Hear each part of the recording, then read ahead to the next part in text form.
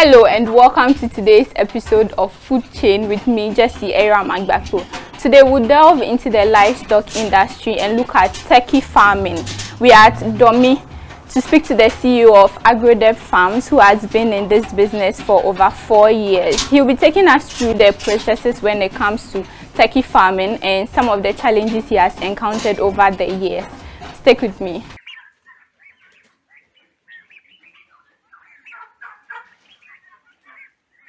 He has some shots into it.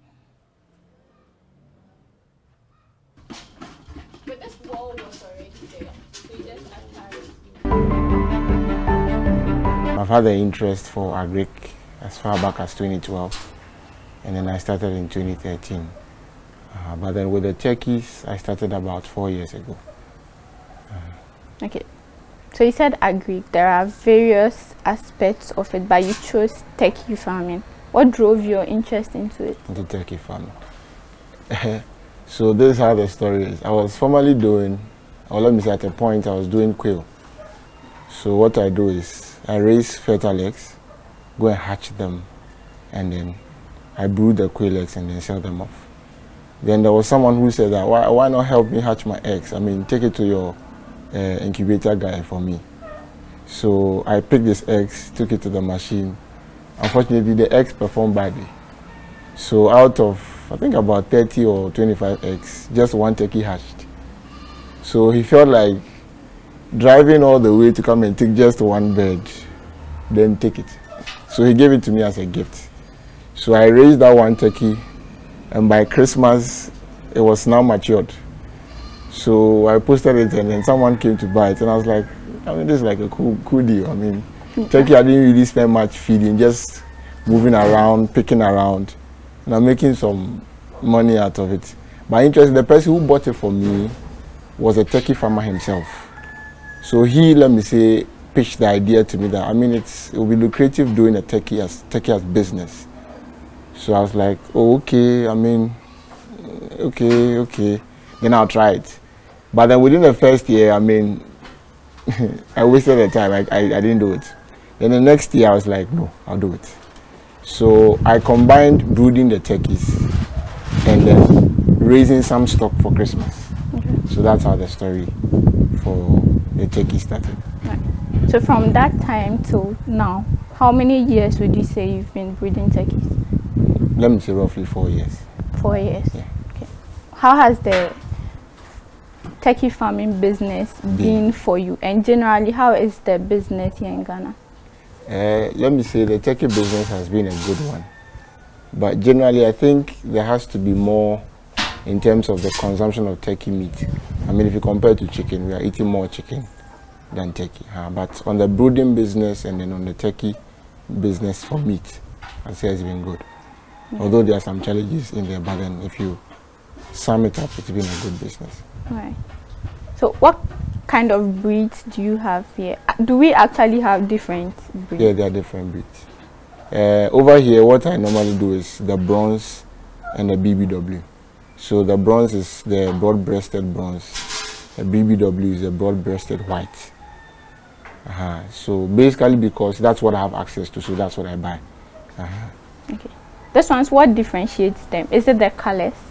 The BBWs are white, and then the bronze have a typical of black and then some bits of white in there, but then the blacks is more dominant in their color. Does the difference affect how you rear them? Are there special needs that they have? No, the production processes are the same. Only that the little I've realized is that from my little experience, I realized that whenever I'm doing the two combined, the whites take off earlier in terms of their growth. They grow faster, and then later the bronze will also catch up. That's from my practical experience. Okay. Now, turkeys are a bit different. We know that for poultry, for chickens, they mainly feed, they eat feed. Yeah. What do you feed them? What do you feed the turkeys?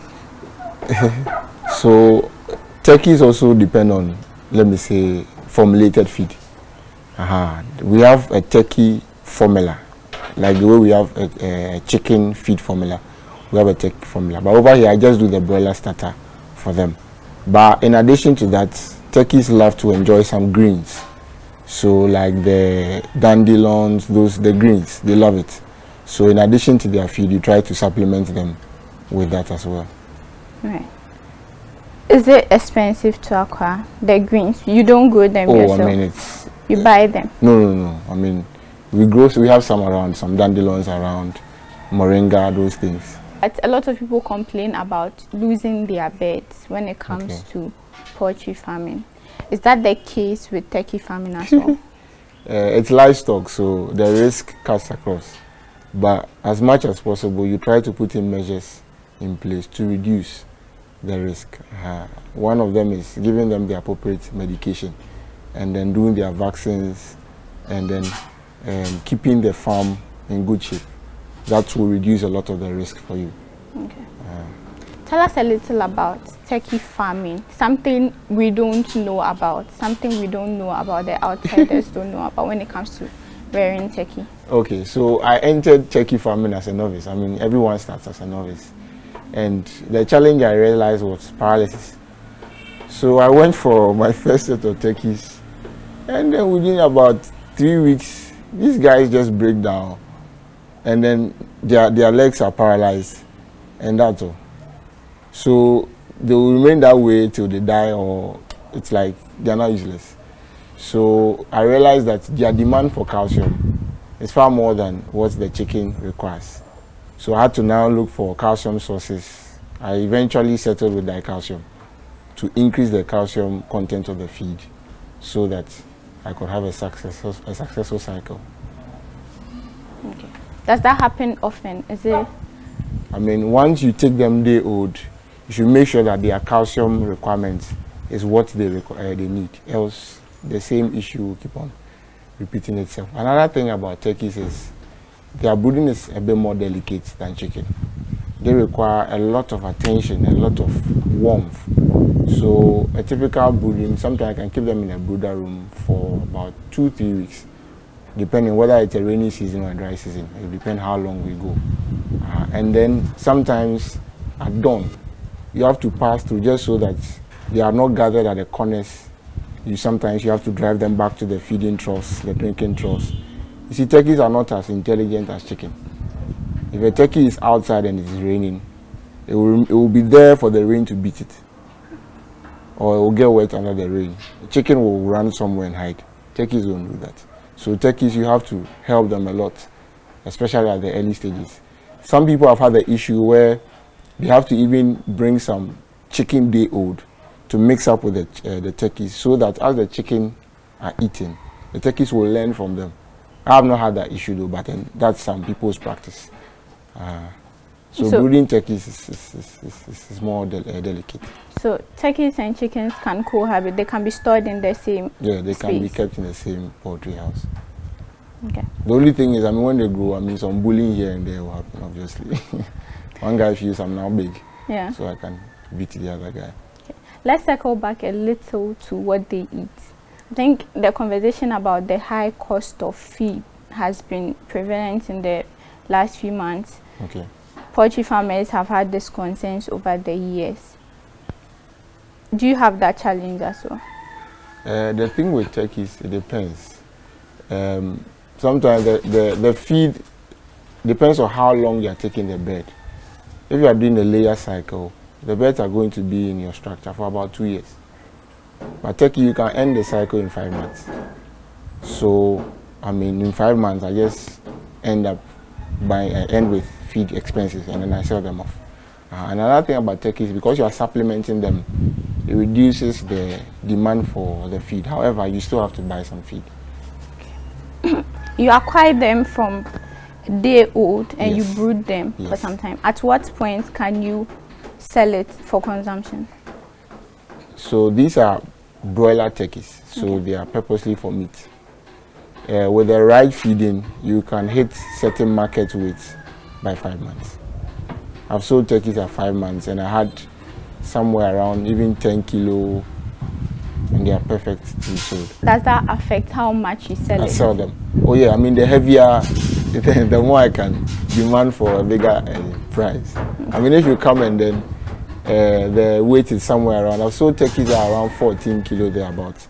There are people who have hit as high as 20 kilo. I've sold brooded turkeys to a client whose weight was around 22 thereabouts. So the heavier, the more I can call some kind of prices for you. I've sold turkey as high as 1,004. One? Yeah, for one. I mean, I'm using 2 hands to lift it, so I can also lift the price. Right.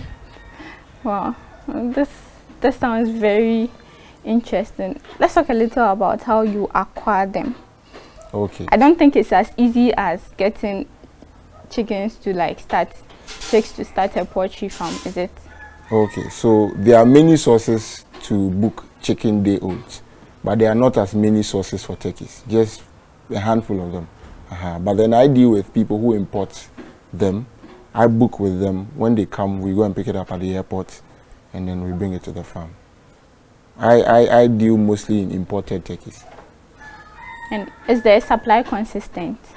Oh, anytime I want it, and in high quantities I can get them. Normally I stock about 150, 160, 140 thereabouts deals for turkeys. What's the duration? So I brew them for 2 months, give it to the farmers, and they continue the cycle. And then I reserve just about 20 or 30 for Christmas, and that's all. Right. Let's talk a little about diseases also. What kind of diseases affect turkeys? Okay, so I mean paralysis because of nutrient deficiency, infectious coryza. I mean they share some disease with the chicken, fowlpox, Newcastle, coccidiosis, the rest. So that is why you have to give them the required medications and vaccines. Right. So that is your disease control mechanism. So we have medications we give to them, and then we have vaccines we give to them as well. Have you lost like a large amount of birds before?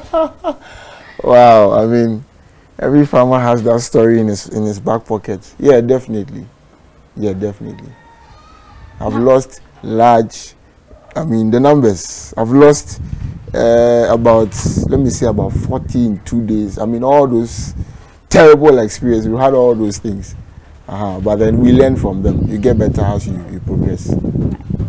Did that affect the business, like really negatively? Well, definitely at that time, I mean, I call kakra, but you definitely have to bounce back. I started farming from passion. So whatever has happened over the years, the passion keeps me going.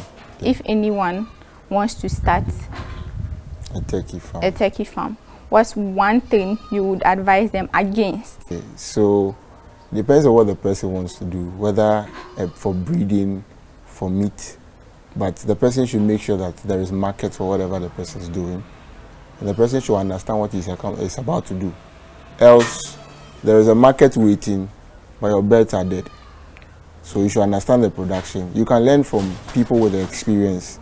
And then you should also have an awaiting market. Else you have them ready, but there's no market. And they'll keep on, you keep on feeding them. And that will be an increased cost for you. I can see the structure that you keep them in. Okay. What are some of the considerations when you are setting this up? So this is like a general poultry structure. You consider ventilation. Yeah. So we start with a block work, then you continue with some woodwork, and then you attach some mesh to it, and then you roof it. Right. So that's like a typical poultry structure. So, but I see that in some cases people use wood throughout. Can you do that? You can, I mean, but make sure the wood is quality enough. Termites, the rest, yeah. Okay. So termites can, is it for protecting the structure, or is because of the turkey that you should be mindful of the wood you use? Generally, you should be mindful of the wood you use. We use the wood more like the framework, and then we attach the mesh to it for ventilation. Right. I mean, these guys need a lot of fresh air. As much as when you are brooding them, they require a lot of heat. Once they are past that stage, they require more air now. All right. So let's find out what you do on a daily as a turkey farmer. Okay, so on a daily, I mean, I wake up, I'm here, and then I have to take out the drinkers, wash them, and then refill with fresh water. Refill with fresh water, and then I give them some feed as well. Okay. So you clean this place on a daily? No, we don't clean the pen on a daily. It's when it's dirty, that's when you clean it up. Okay. But for the drinkers, you have to clean it up on a daily, and then give them daily feed as well. So you have to make sure that their feeders are filled up, and their drinkers are filled up. We do that daily. So every day there has to be water. Every day there has to be feed. I mean humans are always eating and drinking. So these guys need the same attention. But how often do you feed them? In a day, how many times do you feed them? A day we can go like 2 times. Early morning like 7, and then evening around 4. And then at 10 the lights go off, so they can sleep in the dark. Okay. The greens I was talking about. So like a dandelion, we have this reserved for the greens. So you just put it up in there, and then they will come pick it up.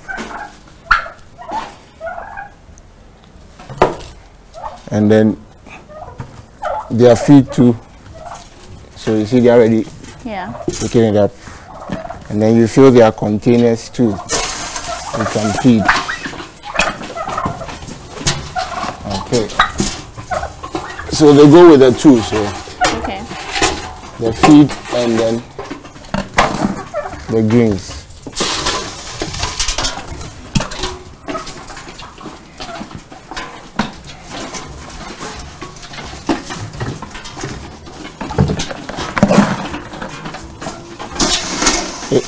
They can sometimes knock down the drinkers though because they're heavy. So sometimes they can just knock it off. Okay. So what is the solution to prevent that? Can you hang it? Yeah, you can hang it. You can hang it.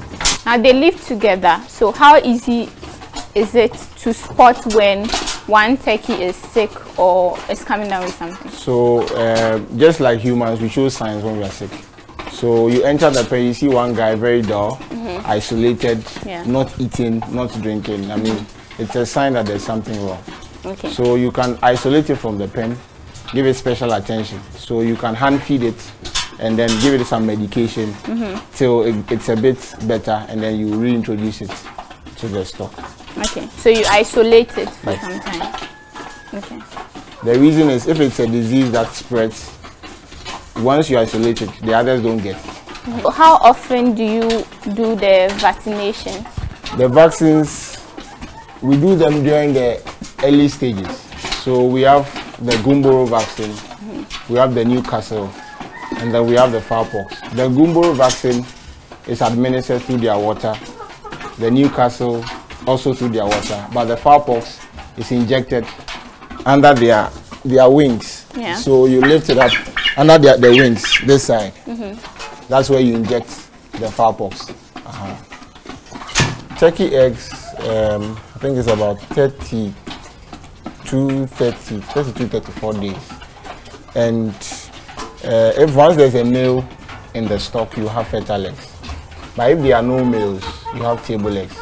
What people don't know is that a fowl or a chicken or a turkey without a male can still lay egg, or will still lay egg. Once it's eaten, the eggs will be formed at the matured age. What the males do is the male ensure that the eggs will now become fertile, so that when you take it to the machine or when the bird sits on the egg, you can have a new chick introduced. But whether with or without the male, they'll still lay. The imported ones and the local ones, which ones are easy to breed? I think both of them are the same. In terms of the breeding, the same. They all require heat. The same processes. Just that the important ones grow faster. So what the local can take, let's say, a year to achieve, the imported can use, let's say, 4 months. 4 to 5 months to achieve. So what time in the year would you say is a difficult period for breeding turkey farmers? The rainy season.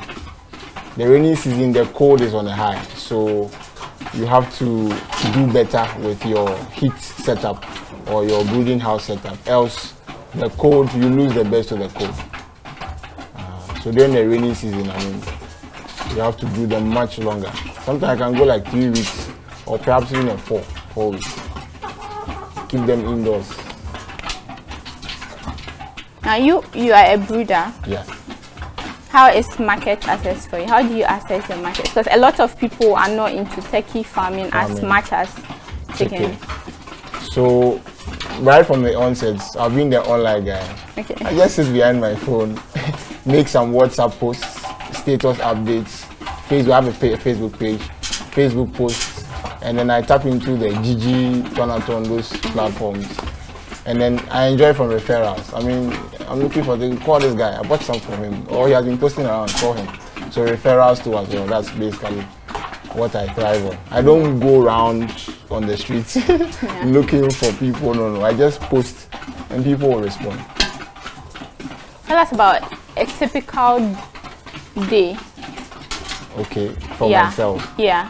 So how much are you able to like make in a good day? How much can you make from selling turkey? So my sales is not really daily sales. It's seasonal. Let me say per cycle. Okay.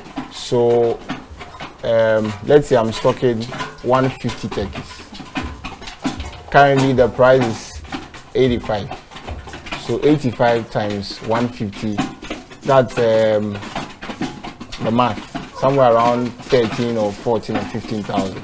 So that's how much I need to bring 150 turkeys into my brooder house.